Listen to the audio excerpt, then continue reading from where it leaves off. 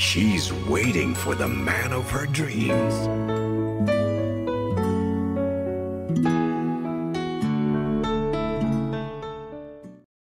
When their paths cross. My friends are over there. Let me introduce you to them. Yeah, okay.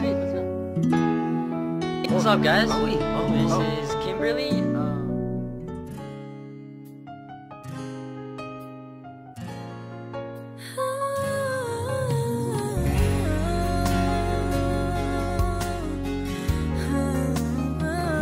I'm sorry, Kim, but I would have killed to be with you, but things have changed.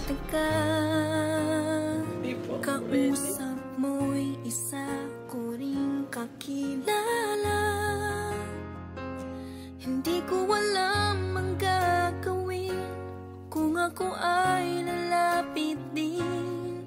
Ngunit baka ako ay di mo pansinin. At Parang problema na lang may forever na. Hindi na naiiwan. Hindi rin. Sa atin may forever. Kunin tayo sa future. Hindi kita yun.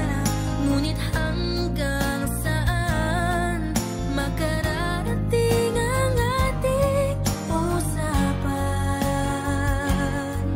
Sana'y kahit sa pagkakaibigan. At sayang naman Will she choose the man of her dreams?